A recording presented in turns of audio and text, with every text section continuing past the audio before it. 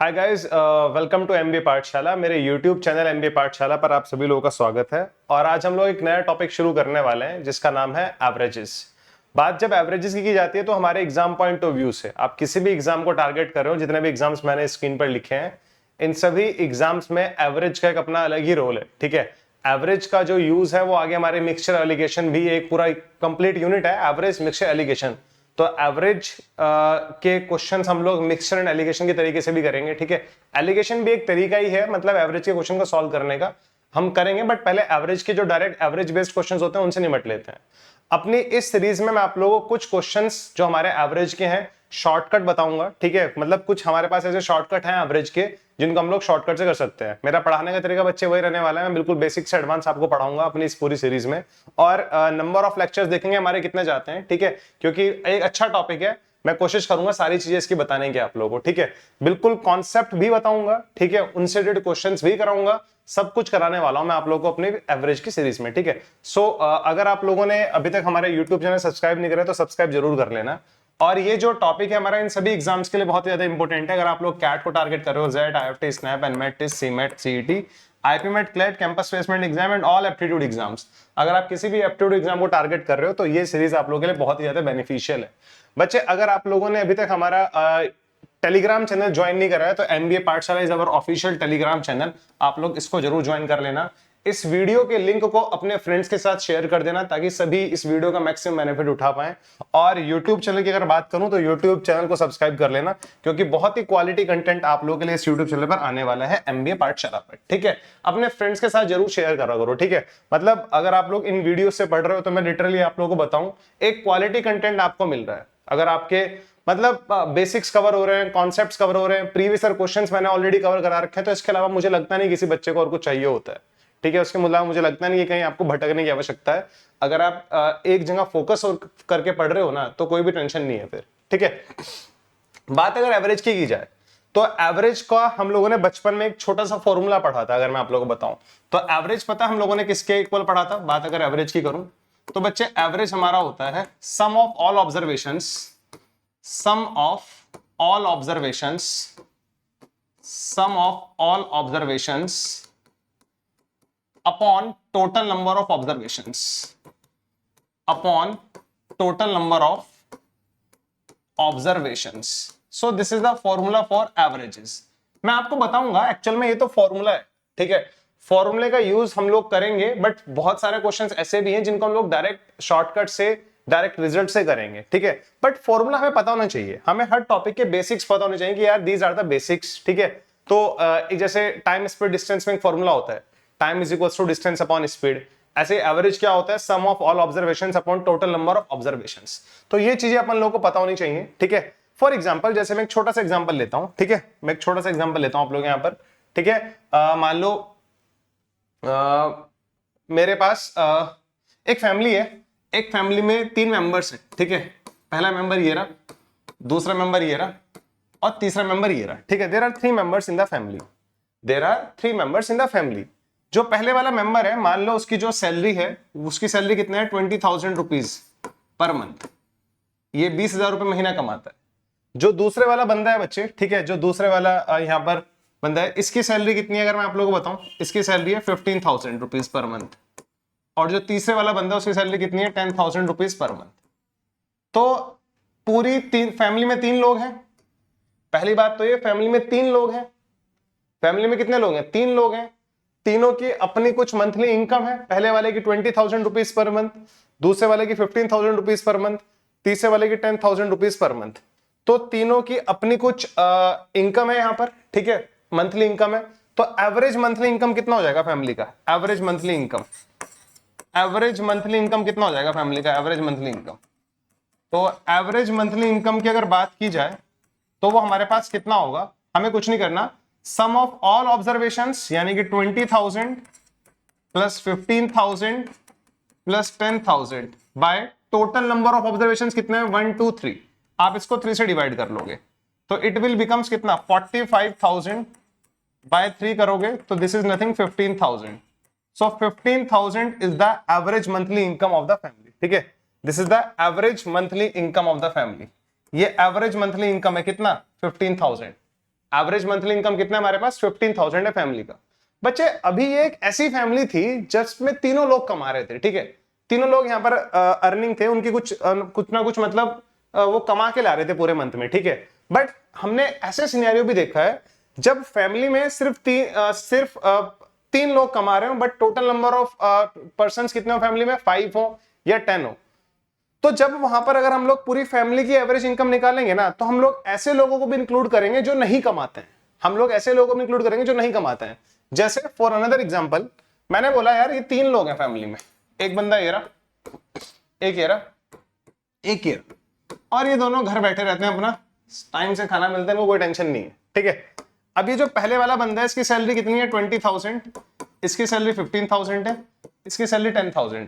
ये जीरो, मतलब ये कुछ नहीं कमा रहे, घर में बैठे आराम से चिल कर रहे हैं, ठीक है। पूरा इन्होंने नेटफ्लिक्स का सब्सक्रिप्शन लिया हुआ है, ठीक है, और घर बैठ के अपना पूरा स्नैक्स का पैसा इनसे ले लेते हैं, पूरे दिन माहौल सेट रहता है इनका, ठीक है, नहीं कोई टेंशन नहीं है लाइफ की। तो अब तुम अपने आप को रिलेट मत करना कि यार ये तो मैं हूं, ये मैं हूं, ऐसा रिलेट मत करने लगना, ठीक है। तो अगर हम यहाँ पर देखें पूरी फैमिली की, ये एक पूरी फैमिली हुई ना, फैमिली है, फैमिली में कितने लोग हैं? यहाँ पर 5 लोग हैं। अगर मैं यहाँ पर पूरी फैमिली का एवरेज निकालता हूं तो एवरेज कितना हो जाएगा? Average monthly income, average monthly income of the family, average monthly income of the family, family का एवरेज मंथली इनकम कितना हो जाएगा? अगर मैं यहां पर देखूं तो फैमिली का एवरेज मंथली इनकम कितना हो जाएगा? यहां पर ये 20,000 है बच्चे, दूसरे वाला बंदा 15,000 है, तीसरे वाला बंदा 10,000 है। अब ये 2 लोग हैं फैमिली में जिनके कुछ इनकम नहीं है, बट फैमिली में तो है ना, तो कितने बंदे हो गए? 1 2 3 4 5, ठीक है। अगर मैं देखूं तो 45,000 बाय 5 9,000, यहां पर फैमिली की इनकम कितनी हो गई? 9,000 हो गई, ठीक है। अगर हम लोगों ने इन दोनों को इंक्लूड करा है, ठीक है, टोटल नंबर ऑफ ऑब्जर्वेशंस में हम लोगों ने इन दोनों को क्या किया है? इंक्लूड किया है। तो यहां पर हमारे पास ये क्या आ जाएगा? हमारे पास यहां पर ये क्या आ जाएगा अगर मैं आपको बताऊं? टोटल मंथली इनकम हो गई फैमिली की। फैमिली में ऐसे 2 लोगों को भी इंक्लूड करा है जो लोगों की कुछ अर्निंग नहीं थी, बट वो लोग यहां पर कुछ ना कुछ तो मतलब एवरेज निकालने में उनका रोल है, बट उनकी खुद की इनकम नहीं थी, ठीक है। Just similar to previous example, यहां पर 3 ही लोग थे फैमिली में, तब हमारा एवरेज कितना है? 15,000। बट आज फैमिली में कितने लोग हैं? 5 लोग हैं, आज एवरेज कितना है? 9,000 आया। मुझे नहीं लगता किसी को यहां तक कोई प्रॉब्लम होगी, ठीक है। तो आई होप ये सभी चीजें आप लोग समझ पा रहे होंगे, एवरेज की बेसिक डेफिनेशन क्या होती है, एवरेज कैसे निकाला जाता है, ठीक है। बच्चे एवरेज के ना कुछ बेसिक रूल्स भी हैं, ठीक है। रूल्स बोले तो फॉर एग्जांपल मान लो मेरे पास 3 नंबर्स हैं, ठीक है। फॉर एग्जांपल मान लो मेरे पास 3 नंबर है, ध्यान से देखना। मेरे पास पहला नंबर ये रहा, मेरे पास दूसरा नंबर ये रहा, और मेरे पास तीसरा नंबर ये रहा। अगर मैं आपको सीरियसली बताऊं, ये मान लो मेरे पास पहला नंबर 3 है, दूसरा नंबर 6 है, तीसरा नंबर 9 है। मैं इन तीनों का एवरेज निकालता हूं, एवरेज, मैं इन तीनों का एवरेज निकालता हूं, तो एवरेज क्या हो जाएगा? 3 + 6 + 9 / 3, तो ये हो जाएगा हमारे पास 18/3 विच इज 6। हमारे पास एवरेज आ गया है, ठीक है। हमारे पास यहां पर एवरेज कितना आ गया? 6 आ गया। आप लोगों को ये बात समझ में आने लग रही होगी। बच्चे अगर आप हर एक नंबर को 4 से इंक्रीज कर दोगे, आपने इसको भी 4 से इंक्रीज कर दिया तो 3 + 4 बन गया 7, आपने इसको भी 4 से इंक्रीज कर दिया, ये बन गया 10, आपने इसको भी 4 से इंक्रीज कर दिया, ये बन गया 13, बन गया ना। अब अगर मैं इन तीनों का एवरेज निकालता हूं तो एवरेज कितना आ जाएगा? 7 + 10 + 13/3। अगर मैं यहां पर देखता हूं बच्चे 30/3 कितना आएगा? 10 आएगा, और ये अब हमारा न्यू एवरेज है। This is our new average. आप लोगों ने देखा मेरे पास पहले 3 नंबर्स थे 3 6 9, उनका एवरेज कितना है? 6 है। जैसे ही मैंने जिन नंबर्स का एवरेज निकाला है, मैंने हर एक नंबर को 4 से इंक्रीज कर दिया। मैंने इसमें भी 4 ऐड कर दिया, अगर आप देख पा रहे हो तो मैंने इधर भी 4 ऐड करा, मैंने इधर भी 4 ऐड कर दिया, मैंने इधर भी 4 ऐड कर दिया। मैंने तीनों में एक सेम नंबर ऐड कर दिया, तीनों में एक सेम नंबर ऐड कर दिया। वो कौन था? 4 था। तो जो हमारा एवरेज है ना उसमें भी कितना ऐड हो जाएगा? 4 ऐड हो जाएगा। जो हमारा एवरेज है ना उसमें भी कितना ऐड हो गया? 4 ऐड हो गया। पहले हमारा एवरेज 6 था, अब हमारा जो न्यू एवरेज है वो कितना आ रहा है? 10 आ रहा है। So this is our new average 10, ठीक है। तो मुझे नहीं लगता किसी बच्चे को इस कॉन्सेप्ट को समझने में कोई प्रॉब्लम होगी। ये वाला जो कॉन्सेप्ट है ना अभी हम लोगों ने ऐड किया है, तो ऐड में तो एप्लीकेबल है ही, ये सब्ट्रैक्शन में भी अवेलेबल है, ठीक है, ये मल्टीप्लीकेशन में भी अवेलेबल है, डिवीजन में भी, सब जगह अवेलेबल होने वाला है, ठीक है। जैसे अगर मैं आपको अनदर एग्जांपल देता हूं, यार आई हैव 4 नंबर्स, या मेरे पास मान लो कितने नंबर थे यहाँ पर? मेरे पास मान लो 4 नंबर है, ठीक है।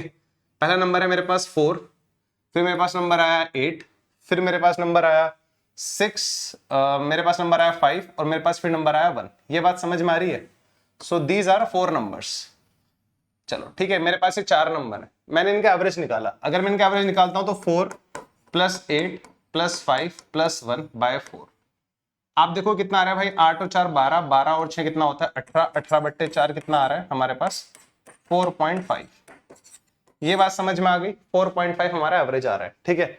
मैंने क्या किया, मैंने यहां पे क्या कर दिया, हर एक नंबर को 2 से मल्टीप्लाई कर दिया, हर एक नंबर को 2 से मल्टीप्लाई कर दिया। इसको 2 से मल्टीप्लाई करूंगा तो 8 आ जाएगा, इसको 2 से मल्टीप्लाई करूंगा तो 16 आ जाएगा, इसको 2 से मल्टीप्लाई करूंगा तो 10 आ जाएगा, इसको 2 से मल्टीप्लाई करूंगा तो 2 आ जाएगा, ठीक है। यस, ये मेरे न्यू नंबर्स आ गए, these are my new numbers, these are my new numbers.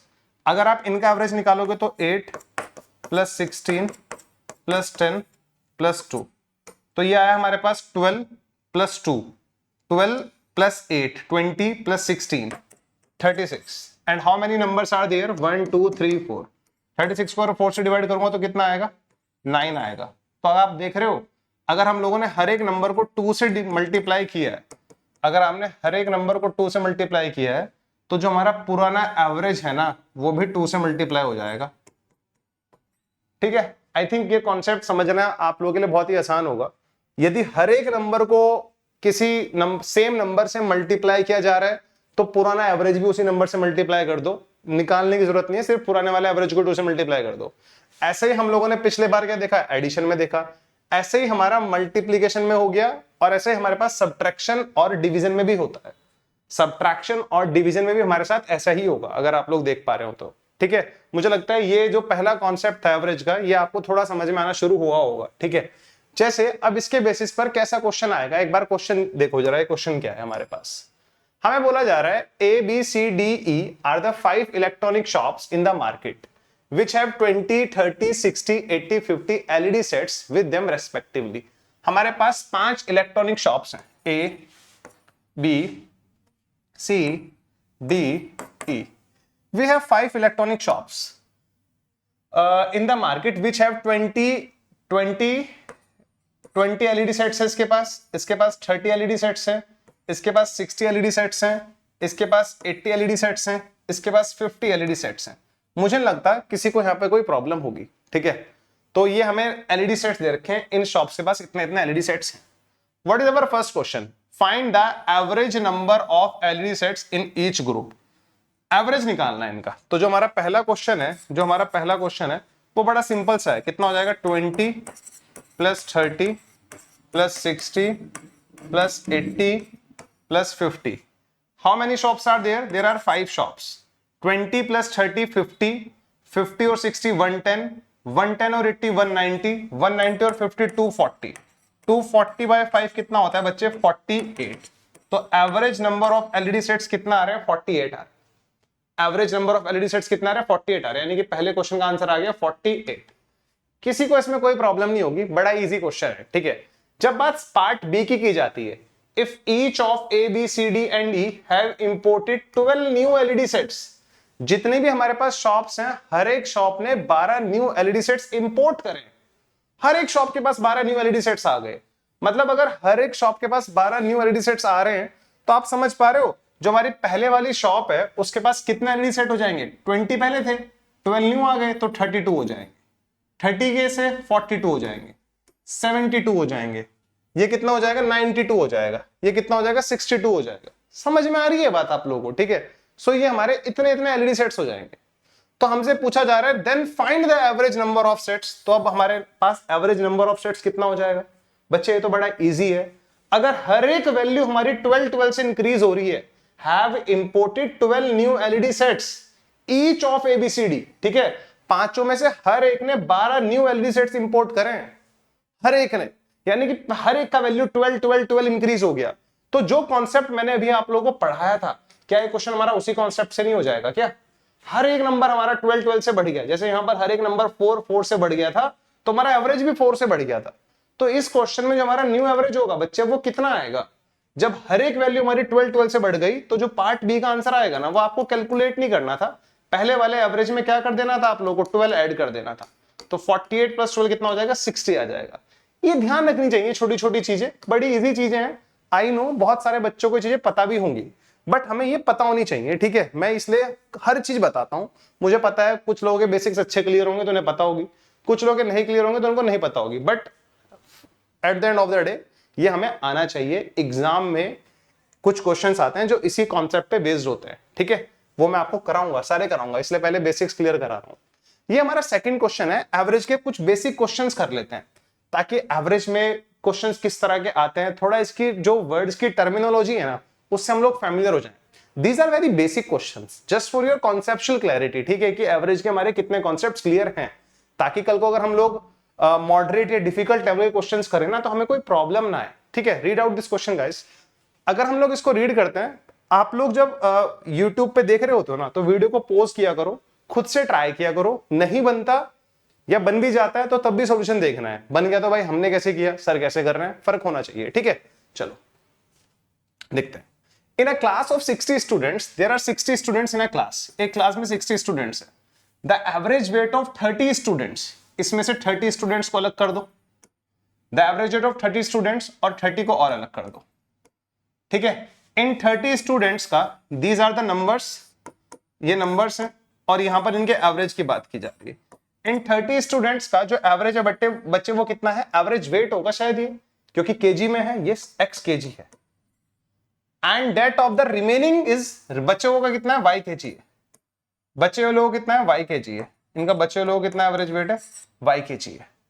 Find the average weight of the class, पूरी क्लास का एवरेज वेट कितना होगा।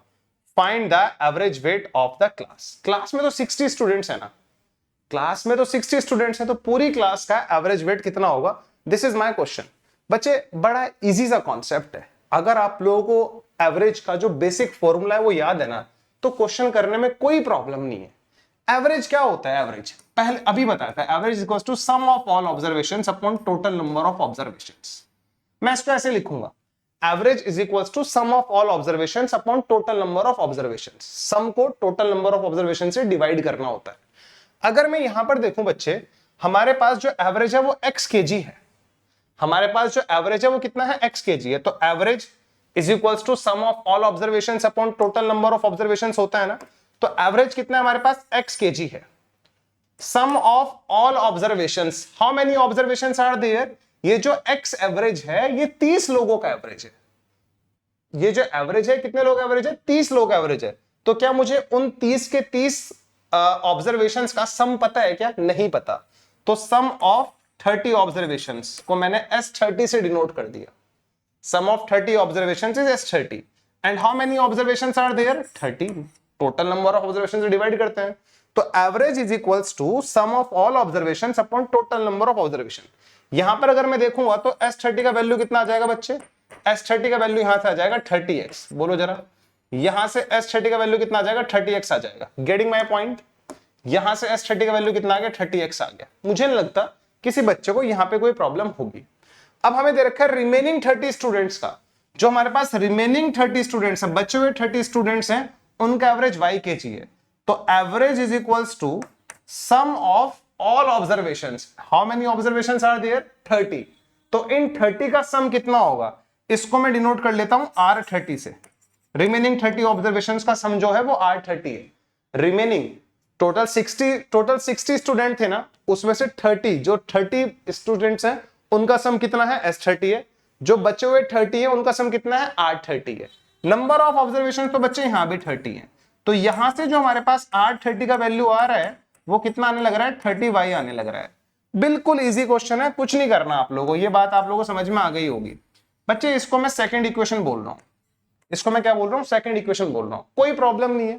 मुझे पूरी क्लास का एवरेज वेट बताना है कितना होगा। अगेन मैं देखूं तो average is equals to sum of all observations, sum of all observation, तो स्टार्टिंग 30 ऑब्जर्वेशंस का जो सम था वो कितना था, S30 था। S30 का वैल्यू कितना है, 30x आया, तो sum of all observations, 30 observation का सम S30 है, फिर रिमेनिंग 30 ऑब्जर्वेशंस का सम R30 है। टोटल कितनी ऑब्जर्वेशंस है, और 16। तो बच्चे यहां से एवरेज कितना आ जाएगा, S30 का वैल्यू कितना आया था हमारे पास, 30x। प्लस r 30 का वैल्यू कितना था हमारे पास 30y। टोटल कितनी ऑब्जर्वेशन हमारे पास 60। ऊपर से 30 कॉमन ले लो, ऊपर से 30 कॉमन लो, अंदर आ जाएगा x प्लस वाई और नीचे आ जाएगा 60। 30 से 60 को रिड्यूस कर देना, यहां पर आ जाएगा 2, तो ये हमारे पास आ गया x plus y by 2। Average is nothing x plus y by 2। तो टोटल पूरी क्लास का जो एवरेज है, पूरी क्लास का जो एवरेज है वो कितना आ रहा है x प्लस वाई बाय 2 आ रहा है, जो कि ऑप्शन सी में है। यहां तक की बात आप लोगों को समझ में आ गई होगी कि कैसे हम लोग एवरेज के जो बेसिक कॉन्सेप्ट्स बेस्ड क्वेश्चन है उनको कैसे डील कर रहे हैं। पता क्या है, नेक्स्ट टाइम से पता मैं क्या चाहता हूं, मैंने एक एक स्टेप लिखा है। अगर मैं एग्जाम में होता ना तो मेरा पहला लाइन ये होता, मेरा पहला लाइन ये होता, मेरा दूसरा लाइन ये होता अगर मैं एग्जाम में इस क्वेश्चन को डील कर रहा होता, क्योंकि मैं जब पढ़ता हूं ना क्वेश्चन को वहीं से इक्वेशन फ्रेम कर लेता हूं। इसने बोला है average weight of 30 student is x kg। Average weight of 30 students is x kg है ना, average weight of 30 students is x kg ये बोला था इसने। 30 लोगों का एवरेज x kg है, तो उनका तीनों 30 के 30 का सम कितना आ जाएगा, 30 को x से मल्टीप्लाई कर दो, 30x उनका सम आ जाएगा। बचे हुए 30 का जो एवरेज है वो y है, एवरेज y है कितने लोगों का 30 लोगों का, तो उनका सम कितना आएगा 30y आएगा। मैं एग्जाम में होता तो मैं ऐसे डील करता इसको। शुरू वाले जो ऐसे मान लो वो कैपिटल स्मॉल ऐसे कैपिटल ऐसे, ठीक है। अब हमें पूरे 60 के 60 लोग एवरेज बताना है, तो उनका शुरू के 30 का सम आखिरी के 30 का सम, और टोटल 60 लोग हैं, 60 से डिवाइड कर दो, ये x प्लस वाई बाय 2 आ जाएगा। बात ये नहीं है, बात ये नहीं है कि हमारा क्वेश्चन अभी कैसे हो रहा है। कुछ लोगों को ये समझ में आ जाता होगा, कुछ लोगों को लगता होगा यार सर ने इतना बड़ा लिख दिया, बट एक्चुअल में लिखा तो कुछ भी नहीं है। मैंने तो आपको समझाने की कोशिश करी है, समझाने के लिए मुझे सब कुछ लिखना पड़ रहा है, ठीक है।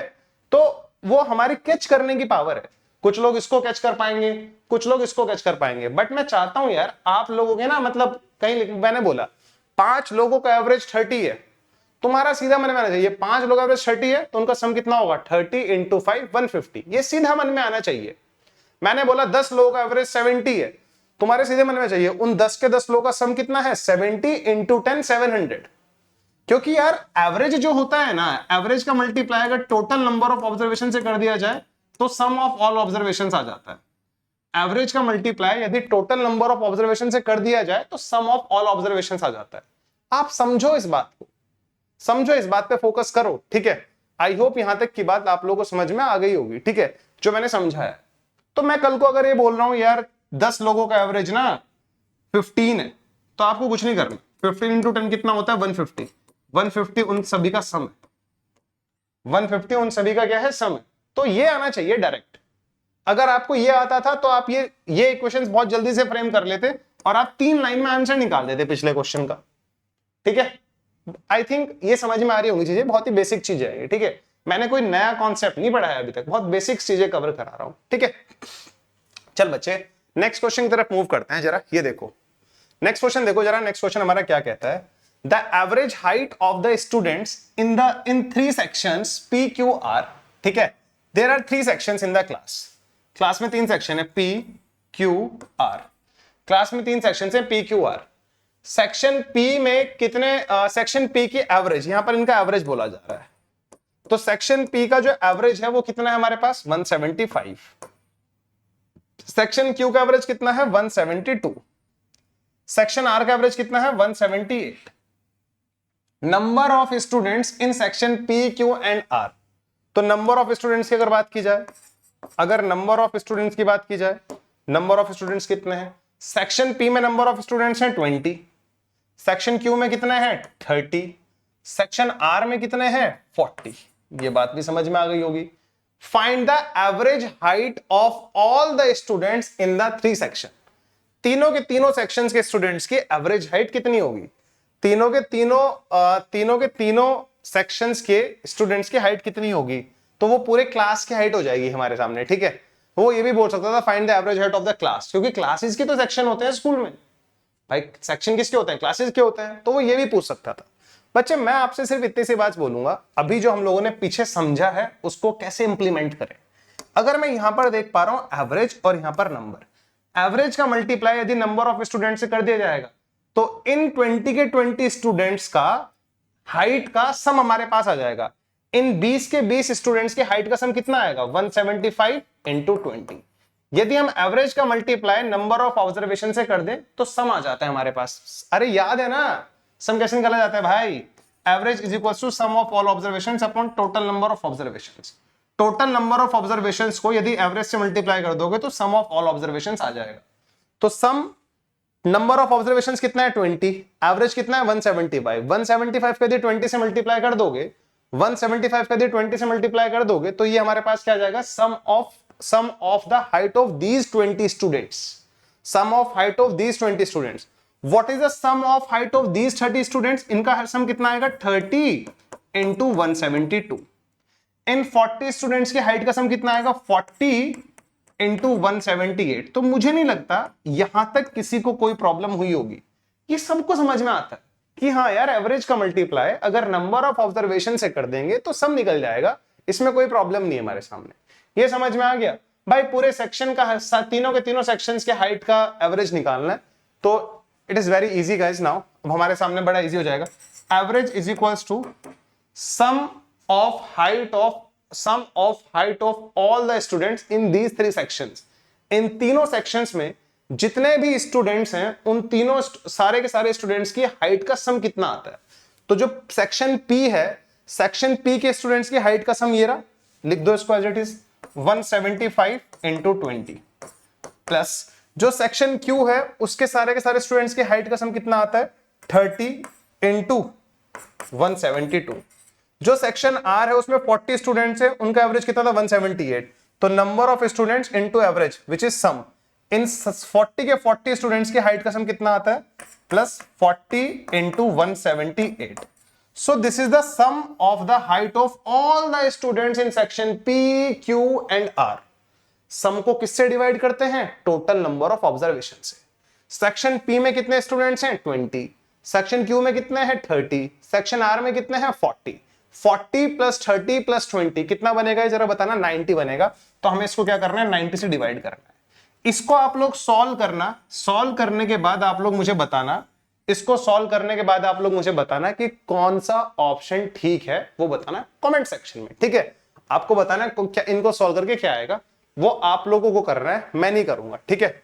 जरा मुझे बताओ यहां तक की बात आप लोगों को समझ में आने लगी क्या, यहां तक की बात आप लोगों को समझ में आने लगी क्या, ठीक है।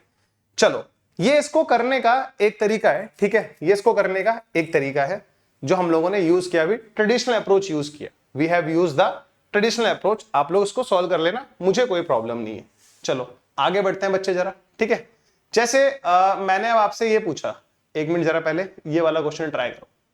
Find the average of all the natural numbers from 25 to 55, ठीक है। Find the average of all the natural numbers from 25 to 55।